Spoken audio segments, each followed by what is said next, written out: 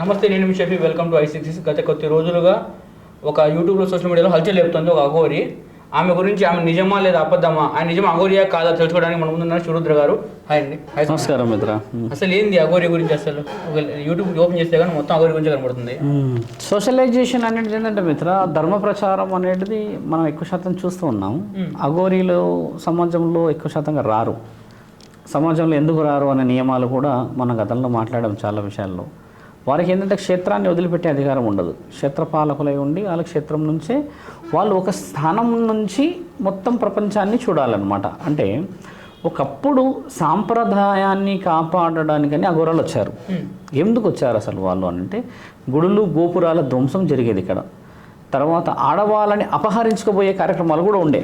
ఉన్న ఆ తరుణాన్ని ఆపడానికని మన దగ్గర జగద్గురువులు ఉన్నారు. ఇందులో అఘోరాలకి ముఖ్య పాత్ర వహించిన వాళ్ళు ఇద్దరున్నారు. అఘోరా అంటే ఏంది? అఘోరా అంటే ఎవరైతే దిగంబరంగా, అంటే ఇప్పుడు మీరు దుస్తులు వేసుకున్నారు. ఇప్పుడు దుస్తులు వేసేసుకొని లోపట కుళ్ళు, కుతంత్రం, కోపం, బాధ, ఏడుపు, దుఃఖం ఇవన్నీ ఉంటాయి మన శరీరంలో.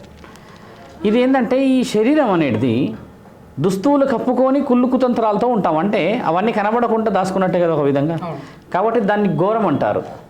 దుస్తువులు లేకుండా ఇప్పుడు నేను చెప్పిన కుళ్ళు కుతంత్రాలు, ఆనందాలు, వాళ్ళ వ్యక్తిగతమైన జీవిత రహస్యాలన్నింటినీ కూడా వదిలిపెట్టేసేసి వారు చాలా చాలా చాలా చాలా చాలా అడ్వాన్స్, ఒక 600-700 సంవత్సరాల చరిత్రను కూడా తెలుసుకోగలిగిన మహానీయులు. అంటే వాళ్ళ శరీరం ఎలా ఉంటుందంటే లోపల ఏమీ ఉండదు. ఇంకా వాళ్ళకి ఆలోచన ఒకటే ఉంటుంది, పరమాత్ముడు పూజించడం ఒకటే ఉంటుంది, శివుడు పూజించడం ఒకటే ఉంటుంది, ధర్మం కాపాడడం ఒకటే ఉంటుంది, ఆడబిడ్డ సౌభాగ్యం వాళ్ళని కాపాడడానికని ఎవరి తలనైనా తీయాలి.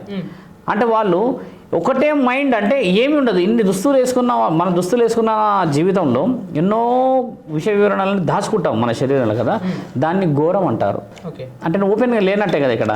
వాళ్ళు ఓపెన్గా ఉండడం చేత శరీరం మీద కూడా దుస్తులు ఉండవు, లోపల కూడా మనసులో ఏ కల్మషం ఉండకపోవడం చేత వాళ్ళు అఘోరం అయ్యారు. ఘోరానికి అఘోరానికి తేడా కావడం అనేది ఎందుకు చెప్తున్నా అంటే, అఘోరం మీనింగ్ తెలియదు చాలామందికి.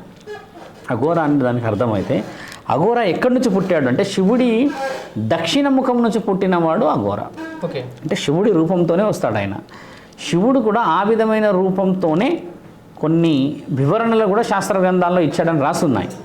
అయితే వీళ్ళు రావడానికి గల ముఖ్యమైన కారణాలు, ఆడవాళ్ళని కాపాడడానికి గుడులు గోపురాలు ధ్వంసం అవుతున్నప్పుడు కారణ జన్ముడు దత్తాత్రేయుడు పిలిపించాడు. వీళ్ళని పిలిపించి 1200 మందిని తీసుకొచ్చి వాళ్ళకి విద్యా బుద్ధులన్నీ అందించి ధర్మరక్షణని కాపాడడానికి అని చెప్పేసి భూమండలం మీద వదిలేడాలని 12 సంవత్సరాలు శిక్షలు ఇచ్చి, ఇక్కడ వాళ్ళు ఏం చెప్పారు, నాగసాధువులు వాళ్ళు మొదటి స్థితిలో ఉన్నవాళ్ళు, వాళ్ళు 12 సంవత్సరాలు కఠోర దీక్ష చేసి 7 కడపలు మాత్రమే భిక్ష అడుకోవాలి, వాళ్ళు మిగతా కడపలలోకి వెళ్ళకూడదు వాళ్ళు. అలాంటి నియమాలు, కఠినమైన స్థితిని పాటించి వారు శారీరకమైన కోరికలని కూడా, ముఖ్యంగా పురుషాంగాన్ని, ఆ నరం ఏదైతే ఉంటుందో ఈ పురుషత్వాన్ని చూపించడానికి, పౌరుషత్వాన్ని చూపించడానికి, కామం గురించి ఉంటాయి కొన్ని కదా, ఆ పురుషుడి యొక్క నరాన్ని కూడా వాళ్ళు కర్రతో కొట్టిపిచ్చేసి దాన్ని కంప్లీట్గా శారీరకమైన ఆలోచనలు సమాజం దృష్ట్యా రాకుండా ఉండడానికి చేయడానికి కూడా ఒక కారణాలు ఉన్నాయి. వాళ్ళు ఆడవాళ్ళని కాపాడడానికి, సంసారాలన్నీ కాపాడడానికి వచ్చారు కాబట్టి వారికి కామ కోరికలు ఉండనిగారు. ఒకవేళ ఆ కోరికలు ఉంటే వీరి వల్ల కూడా రానున్న రోజులు తప్పు జరగవచ్చు అన్న ఉద్దేశపూర్వకంగానే అలాంటి విషయాలకు ఆపి పెట్టారు.